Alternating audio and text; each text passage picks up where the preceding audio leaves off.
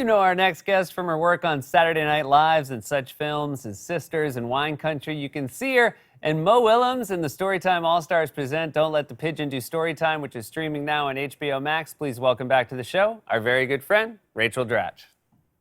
Hi, Seth. Hi, Rach. How are you? Hi, good. How are you? Good. It has been far too long since I've seen you, and it is always just a delight to lay eyes on your face.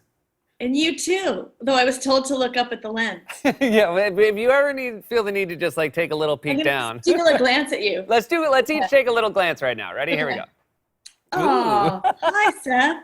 And back to this green dot. Okay. I was really happy. The last time I saw you doing something live, you appeared on SNL. There was a little return of Debbie Downer, and Debbie Downer was like ahead of the curve as far as how bad things were gonna get.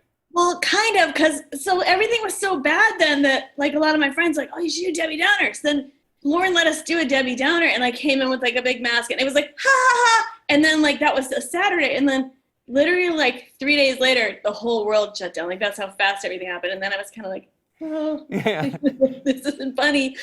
So anyway, but at the time, you know, there's a lot of tension afoot and all that. So yes, Debbie Downer returned. That, Debbie is one of the overlooked horsemen of the apocalypse. When she shows up, bad things happen. Debbie's got her finger on the pulse of all the bad stuff. That happening. Yeah, I like that the bat signal for Debbie is things are so bad we think we can throw a sketch together for her. Exactly. And now it just writes itself every day. Exactly. Yeah. Everybody says Donald Trump sketches write themselves. Really, I would argue Debbie Downer are the ones that are. For sure. What was the last? I know you were a great supporter of the theater and Broadway. What was the last thing you saw live? The last thing I saw live, I saw the musical West Side Story, and also Polar, and I went and saw Hall & Oates because I was on a big retro, like high school music thing. Where did you see Hall & Oates? In Madison Square Garden with Squeeze. Oh, that's fantastic. I mean, you guys have always presented as the Hall & Oates of comedy, you and Polar. I think Polar's not going to like it that I'm, saying that Hall & Oates was the last concert she saw. Oh, yeah. You think that she wants something like cooler out there? She wants something like edgier, No offense to Hall & Oates. We should say that like after that, she like went down to the East Village and saw some like death metal, Nordic death metal band. Yes, Nordic death metal. That's cool. You went home, but I she went home out. and had some tea. Yes. Eli, I cannot believe your son Eli is 10. He just turned 10. Yes. So you, like many parents, are having to usher his way through Zoom school, I'm sure. Yes. So we had like everyone, we had a big chunk of that in the spring, and.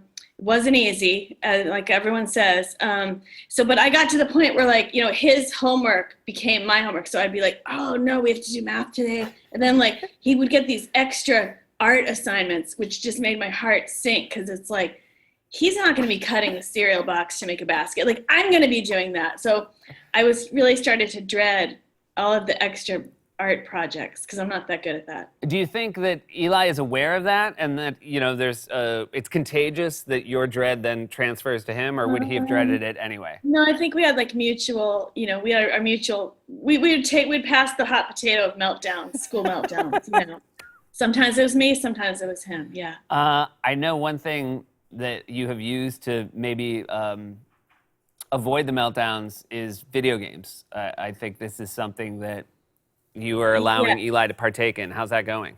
Right. So last year I had a pretty good system now, and I was like, you can't play video games during the school week. And I was pretty proud of myself because for the most part he stuck to it. But then all this happened, then that all went out the window, and he became very into Fortnite, which I didn't know. I just wanted like moms of young kids, like if you can avoid Fortnite at all costs, it is like heroin to kids. So it has a lot of addictive qualities. At first I was just opposed to the guns. Then the guns just become secondary to the addiction to it because it like keeps them on it. So we've had a lot of conflicts about trying to tear him away. But it's like also the way that they talk to each other. He can talk to his friends. So it became a social thing.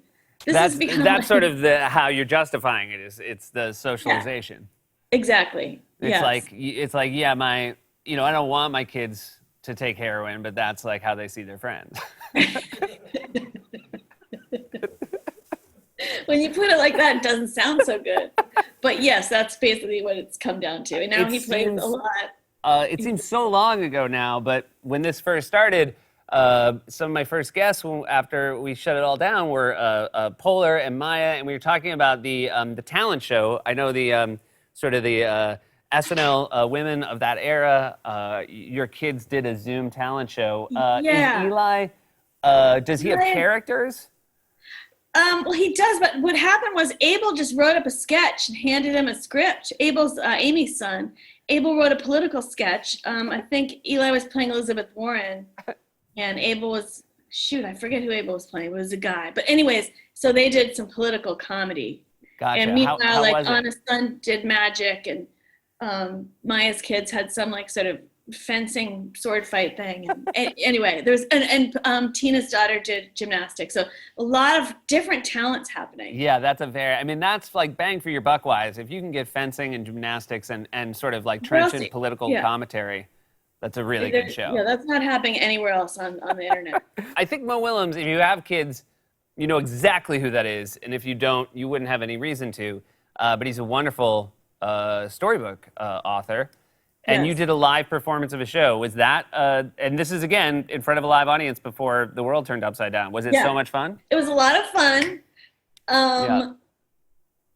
Did Eli come? I feel like that would be friendly to. I know he didn't come. Why not? So I don't. He didn't feel like it was in DC, and okay, that's he didn't fair. want to take the trip, and then then no. I wished he'd been there. Yeah. Okay. I mean, you would think, for a kid who does political comedy, he'd like a trip to the I nation's know capital. he would. Well, maybe he'll have to watch it. Yeah. I'm sure when you were gone, he didn't take advantage of his video games.